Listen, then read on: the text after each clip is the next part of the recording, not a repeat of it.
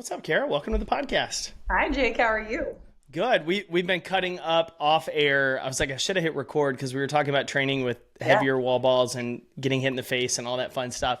But it's been really fun getting to know you the last, I'd say, year and a half, really since September of 23, when I first kind of learned what this HYROX thing is through a local gym, and then drank the Kool-Aid and got hooked. And you and I have gotten a partner on a workshop. And so it's been really fun getting to know you, but watch you. And I say that because you just mentioned you've already qualified for Worlds and you have a full-time job. And most people, when they look at sports, especially as I would call a hybrid athlete sport, to qualify to be at the best, you're like, oh, they do that full-time. And that's a lot of people's excuses. And right now we're recording this before the end of the year, but it's airing in January, where a lot of people start to already fall off the wagon on their stuff. And so I want to pull back the curtain a little bit. Let's talk about, tell me about just you. Tell me about life. I know you're married. You've got a full-time job. Tell me who you are in a snapshot, and then we'll talk sport in a minute.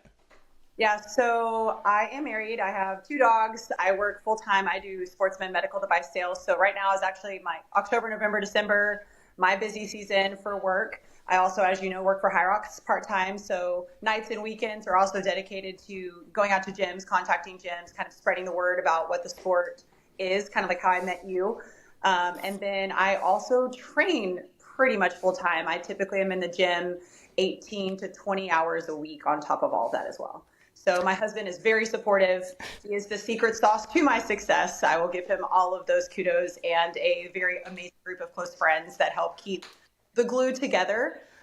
So I'm very blessed in that sense. I'm blessed, with my job and being able to work for HYROX. And it is a lot on my plate, but I truly do love it. How did you, let's flash back. Like, what was competitive sports like for you growing up? So I do have an interesting, I actually don't even know if you know this. I grew up as a competitive jump roper. I started competing in jump rope when I was 6 and competed until I was 16.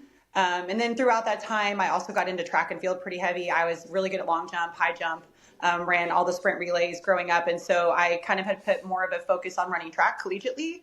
Then some injuries happened. That wasn't an opportunity that I got to pursue, unfortunately. I was a cheerleader for a long time. So I retired from jump rope and went to college and just kind of worked out still. And then at 25, to my poor husband's dismay, I decided I was bored and actually got back into competitive jump rope. So I was away from the sport for 10 competitive years, 9 actual years. Came back to that at 25, competed until I was 29. I sat on the board of directors for USA Jump Rope for some time, chaired the athlete council with that. And then I retired from that in January of 21. And I thought it was great. At that point I was, 31, I think. I was like, I should be done. But I have that competitive itch that I can't help but scratch. And so I reached out to one of my coach friends who was doing Spartan races. I'm like, tell me a little bit about this obstacle stuff. Like, this looks fun. So I got into, he told me about that. He's like, but I found this, and he sent me HYROX. And I looked at it, I was like, that's a lot of running, Jason. I don't run. And, so long story short, I did a Spartan race or 2. I'm very mediocre at best.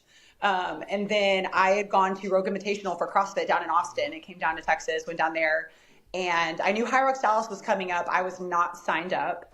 But I went down to Rogue, and I was so just like watching all those athletes compete, the best in CrossFit. And so I was like, shoot, forget it. Like, I called my best guy friend, the fittest guy I know. I'm like, hey, we're partnering on this. It's in 2 weeks. We'll be fine. Like, no problem. And so obviously you've done HYROX. You probably, what a first HYROX feels like. We got served a very big slice of humble pie. And obviously I've done 35 races now. So you got hooked. Talk about drinking a Kool-Aid. I have drank the Kool-Aid. You have. Okay, so I got to flash back. Competitive jump rope. Like, you were like, just kind of breezed through it. I did it. Is it routines? Like, how are you judged in this? Is it, you got 2 people doing the crisscross hints, how quickly you can handle it? Like, to explain this to us. So there's kind of 3 different types of events. You can do your speed events, which is typically kind of like that 1-2 step you see boxers do in their training. So you were really good at CrossFit with double unders. Well, yeah, I enjoyed that a lot. So there was an event. So our power events were, you had 30 seconds of double unders, as many as you could do. And then you had triple unders, and that was as many as you could do before you missed. So you could do 500 or you could do 3, like whatever it ended up being, you could do that. And then there was my favorite stuff was freestyle.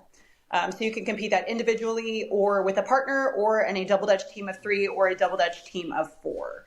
So I competed all of that stuff the entire time that we did it. So again, if you're doing the speed events, they're counting your right foot every time you jump. You do that for 30 seconds, 1 minute, 3 minutes, or on a relay team of 4.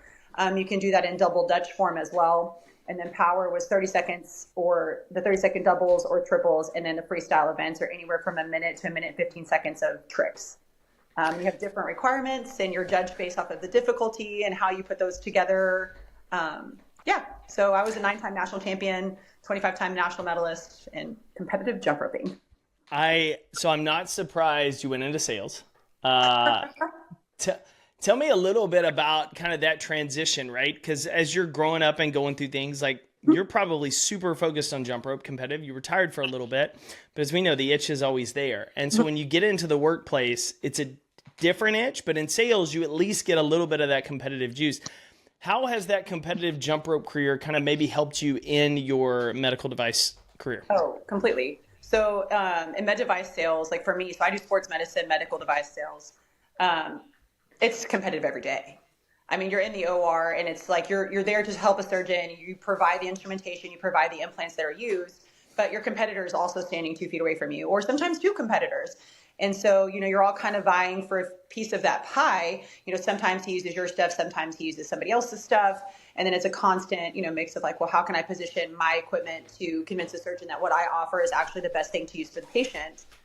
So, knowing your product, showing up prepared, having studies in your back pocket, essentially just like being there in support, like even if they're using another company's product, well, if something goes wrong there, then it gives me the opportunity to be like, well, I'm here, I'm prepared, I can solve your problem. So for me, it's competitive every single day, everything that I actually do. Okay, so take me through just a typical day for you. I know some days you're in the OR. What time do you get up? How do you structure your day to be able to train as much as you do, to be on top of your work from not only just clocking in, clocking out like a lot of people do, but being on point? And then still having somewhat of a life outside of there with your husband and dogs and friends. Yeah, so I typically get up about 5:30 every morning, get ready. I'm typically standing in the OR between 6:30 and 7 o'clock in the morning. So we're very morning heavy in surgeries typically. So we have a lot of stuff to juggle typically before lunchtime. The afternoon, I mean, you still are busy in the afternoon, but nowhere near that, 7 a.m. to 12 p.m. timeframe.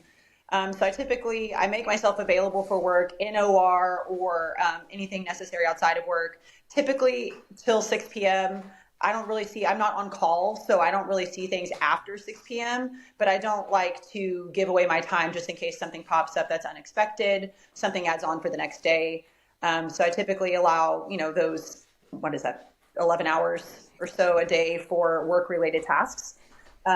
Then truthfully, I take a nap, about an hour nap, because I haven't slept. Yep. And I usually get to the gym around 8 p.m. at night. So I warm up, workout, finish my workout, cool down, all that stuff around 11 p.m. And I go home and I told you my husband is my secret sauce. Like, he is an amazing cook. He is an amazing man. But he typically has my dinner ready. He helps a lot around the house whenever I can't and kind of picks up my slack there. So I typically hang out and spend as much time with him as I can, whether he's home a little bit before I go to the gym or if I go work out with him. Any time that I can spend with him, I typically try to do that. He's very supportive. And then I will shower and go to bed somewhere, ideally around midnight. Most of the time it's more close to 1 a.m. And I do that 5 days a week. So the weekends, obviously I work for HYROX as well. So I go and I do these gym events, typically in the mornings, and then I'll come home and spend some time with my husband during the day and we'll go to the gym, or I'll go work out if it's an off day for him. And then I'll come home and I'll usually spend evenings and stuff with him. So I get a lot of time with him on Saturday and Sunday, and we sacrifice a little bit more of that time during the week to be able to meet the training requirements, my job requirements, because obviously I don't really want to drop the ball anywhere. Yeah. So I'm super thankful for him and his support on that too, because again, I don't know that I could do it without him. I'd have to meal prep. I think meal prep, like Saturdays and Sundays, that would have to be what I change if I tried to do this on my own. But Yeah. yeah, I'm so thankful I don't. No, it's interesting because I mean I think about it. I travel every week. Speaking engagement, similar dynamics, right? You sacrifice sometimes during the week for that. One of the things you said that I'm actually fascinated by and completely off script on is training that late at night. How do you get to, like, if I train after 7, I'm like wired for the rest of the night. I don't sleep well. How did you get into a rhythm to where, like, even at midnight, like, you can just crash? I had no choice. No, that's true. I mean, frankly, I had no choice. So, I mean, it was kind of just what was necessary if I wanted to, because whenever I first got into HYROX, I mean, I was an okay runner. I wasn't a fast runner, but when I get into something, I'm all in. And if I'm going to compete, I'm going to try to compete to win. And so for me, I had to dedicate a lot of time to running and getting that aerobic capacity up, getting my speed up. And it is, I can't just not do my job during the day. Yep. So it was what had to happen. At this point, I'm really used to it. But at first there was a lot of inconsistent sleep that happened with that. Now, I think my sleep schedule, I really try, if I can, to get 5 to 6 hours a night. And I really do lean on that nap. But for me, I know I need to sleep, and I can pretty much force myself into that. Okay. Fair enough. I mean, and I take the pre-workout. I do all of that before I go to the gym still too, because again, I have to get it together at 8 p.m. But again, it's no choice. So if you want to compete and you do with what you can.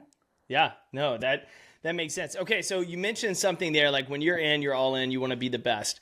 You look at sports like HYROX and more people are flooding in, right? You, the Dallas event had, Nick Bear was there from Bear Fitness. You have a BPN. There's a bunch of groups and individuals, CrossFitters that are coming over. There's an interesting dynamic with a lot of events like this, right? Because there's the mentality of, I'm all in, I'm going to go, I'm going to be the absolute best. I'm going for the top spot. And then there's people who join that they're never going to have a shot at that top spot. And so they either have the option of, I join, I compete, I do the best I can, or why even bother because I'm never going to podium, right? Talk about, as somebody who works in HYROX, how do you help people kind of navigate that to compete with themselves more than anything? Because at the end of the day, that's it. That's the only thing you control. You don't control who else signs up. You don't control any other asset other than how you show up in that race. And so I'm curious, as an ambassador for the sport, getting people involved who may see it and was like, I can't do what Kara does. I can't do, why would I sign up? Same people would sign up for a marathon or a 5K without any issue, I know, but we look at this sport very differently. And so talk to me as the ambassador, how you talk to those individuals. So I have a couple first questions and things that I say. So, I mean, first and foremost, HYROX is for everybody. 100%. HYROX is for, because of age division, you're a 16-year-old, high school football player if they want to do this. You're a 16-year-old, track athlete, or it's for your 75-year-old grandpa if he wants to do this. Didn't we just have wasn't there just an 80-year-old, 90-year-old that just completed one? I don't know about that. I do know that there's a 73-year-old in Anaheim. Okay, so there was over 70. I was thinking 80, but yeah, it could have been 70, which is wild. Yeah, and one of my friends races with his dad, who is in his late 60s. And yeah, so it's truly for everybody. I have another gentleman who shows up to a lot of my events who had never done any sport ever in his life. And he found HYROX and he's like, this is what I want to do. And he's been training and constantly trying to better his times going through and doing that. So HYROX, again, we have adaptive divisions now. There are adaptive divisions that will qualify for world championships. So there's a way to modify that for those athletes with some disabilities that are trying to adapt and be able to do every single station. There's a way for them to participate. I think whenever people talk to me and pose questions like that, well, I want to do HYROX, how do I prepare? Or, if I'm not going to win, what do I need to do? And so my first question I like to ask people is, what do you want? Do you want to show up and challenge yourself? Do you want to do the best that you can do? Or are you wanting to try to aim for something like an Elite 15? Because I think that that's something that there's differences in training for that kind of stuff. There is differences of coaching styles that you need to look for. There's life changes you will have to make to be able to do those things. So I like to like gauge people on, what they're working for. It's like, are you 250 pounds and, you want to lose 100 pounds and you want to be able to do a HYROX? Like, okay, well, let's do that. Let's talk about nutrition. Let's talk about how you can better yourself to do that. I think truthfully, you have to go in and see what everyone's goals are. I mean, for me, like, yes, I do want to commit 100% and I do want to win. But in the end, like, if I'm not standing on the podium and I can sit, but I've run my best race, let's say I've got a PR and I end up in 10th. Well, if that's the best that I can do and that's the best that I can ask for myself, then that's something I'm at peace with.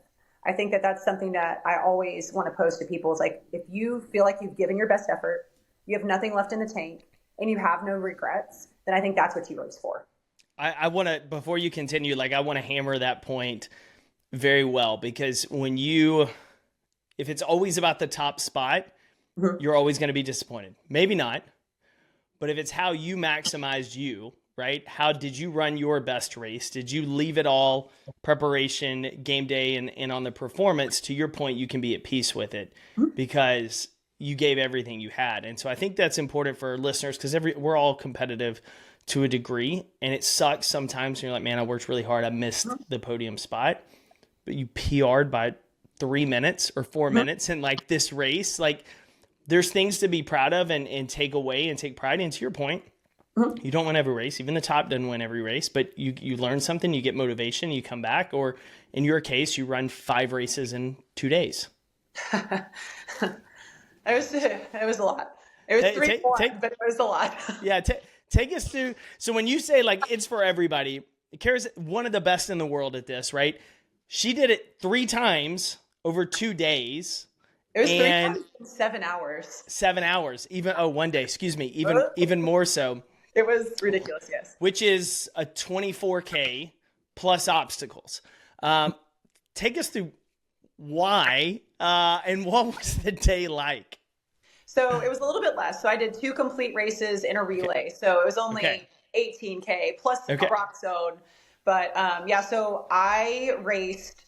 So I raced with Chris Balvin. We do mixed doubles typically. And so that was, Dallas is our home race. So we raced, I don't remember what our start time was, but we went out, we raced, I think we ran a 103 and change. And then I had about, I think 2 hours. So I went upstairs. We got a hotel room because we were at the convention center and we had the Omni. Yep. So I went upstairs. I took a quick shower. My friends, again, I have an amazing circle of people around me. I had sandwiches made, like they were making my protein shakes, like just so helpful. A room full of people. And then Chris and I had to go down for our podium really quick.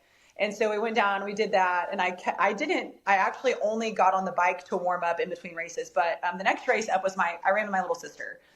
So my sister, again, we're talking about for everybody, right? So my sister, backtrack on her, she was a competitive jump roper with me as well. But in 2000, she had her first son and then didn't work out for 4 years, got pregnant again, had her second son at the end of April. And so she told me in the process of being pregnant the second time, she's like, I want to do HYROX. I want to do HYROX with you. And so I'm like, okay, like let's get cleared. And I think we had about 5 months to essentially like take her from, mother of 2 that had worked out in 4 years. Again, ex-athlete, still in shape, but again, hasn't worked out to her first HYROX. And so, we navigated through that and I put together training for her just to make sure, again, protect her from injury. So I knew, fast forward to HYROX Dallas, I knew what training she had. I knew what plan we had. And my deal with her is I wanted her to run the whole thing, run in the rock zone, run around the course. And I wanted her to try every station to the best of her ability. And whatever I needed to pick up, I would pick up. Whatever she felt like she could do, I wanted her by all means, because I've already run one, to do that. And she was just incredible. So Chris, again, who I run with, took her through warming up. I rode the Concept 2 bike for a little while. And we talked about our plan. We did a couple of transition switches. And I was like, all right, here we go. Round 2. And we went out there and she accomplished that goal. She did, ran the whole time, did every station. I mean, we ran a 122. Like, I was so incredibly proud of her and the effort that she put in on that. I mean, she was just incredible. I mean, there were tears when she finished. I was about to say, was it your dad that caught a picture of y'all turning the corner together? Yes, yeah. I saw that. That was so cool. Yeah, I mean, for me, I've done, again, 35 of these. I was probably that video and being able to like see that and like know how I felt in that moment was probably my best experience of HYROX. It had nothing to do with the world championship qualification, nothing to do with the podium. It had to do like being there in the moment with my sister, experiencing that accomplishment that she even had. So that was a really incredible experience, incredibly painful, but it was very, very much worth it. And then about an hour after I finished racing with her, we did a quick flip and we ran a relay, as well, a mixed relay at the end of the day. So we ended up coming in second by like, I don't know, 15 seconds on that. So that was like a big bummer. I'm like, oh man, we were so close. But just to survive that was interesting. And then to turn around and race Anaheim 2 weeks later, which women's pro doubles on that one. So I want to share something about Dallas, and then I want to ask you about your season. So Allison, who's on our team, Chad, if you're listening, her husband, I'm sorry, but I have to share this. Chad and his friend Keith ran their first one in Dallas. They hadn't done it before. I encouraged them. They were at our workshop at BFT Frisco. Yeah. And Chad, I want to say, is probably maybe early 50s. Keith's in his 40s. So they were in the 45 to 49 or the 40 to 44 division. And they ran an extra lap after the ski. They didn't count it. And they were 15 seconds out of the top 3. And Chad texts me and he goes, I think we ran an extra lap. And then later in the day, he goes, oh my God, we ran an extra lap and we were 15 seconds out of the podium. I said, you got to count. He was like, I don't do well working out and counting. I was like, I don't either. That's why you'll see me running and I'm counting on my fingers. So like how many laps? Finger loop that I have. Yes. Okay. So you talked about Dallas, a couple weeks later, Anaheim. Yes. We know Vegas is coming up here at the end of January, 1st of February. The season's year round, but as an athlete, you can't kind of be year round unless you're like, I got to qualify for Worlds. So how do you typically set out your 12 months so that you're staying competitive, but you're also not, more than anything, based on how you're talking about your schedule, like burn yourself out? It's a balance that I'm constantly learning. So last season I did burn out. I raced Anaheim. So my best friend Maria raced in the last chance qualifier in Anaheim last year. And I wanted to go support her, and her husband was signed up to run men's pro, but it was going to overlap with her race. And so I had no intention of running it, but I was like, I'll run mixed doubles with you. So we'll just both race and then we'll support Maria. And I knew when I ran that I was in trouble, and Worlds was a little less than a month later. And by the time we got to Worlds, I mean, if anybody saw me there, I had a heating pad on my back. There was a lot of rolling going around. So I knew going into this season, I was going to have to do some things differently. So I actually use a chiropractor sports therapist weekly. I do a lot of shockwave therapy, a lot of muscle therapy, obviously, the back cracks and all that. But I do that weekly. But after Worlds, we kind of sat down and kind of hammered out what we thought we wanted this season to look like. So from World Championships, obviously I went and traveled a little bit afterwards, so I didn't work out for a week after. And then for probably the next 6 to 7 weeks, all I did was just aerobic training. Like there was extra days off thrown in there that I don't normally have. I was just doing long aerobic workouts, just trying to essentially, I mean, I would lift weights and stuff too, but not to what I was doing like in season. Just trying to really build that aerobic capacity, building the strength as well without trashing my body. And then I competed in Rallying the Valley in West Virginia at the beginning of August. And that was kind of like for me, it was the kickstart of, all right, let's see where we're at, speed-wise, strength-wise, endurance-wise with this competition.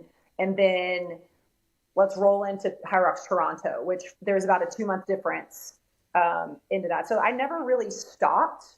It's just I don't want to say pulled. I've had different focus, I guess I should say.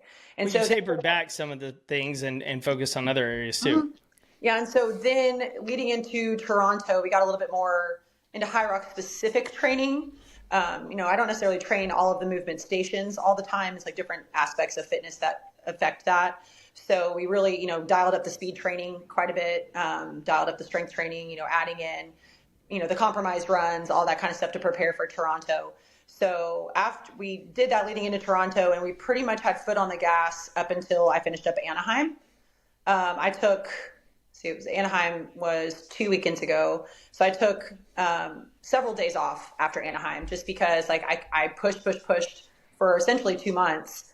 And then I'm like, all right, let's take a couple steps back here, let the body recuperate. Let's get some extra sleep.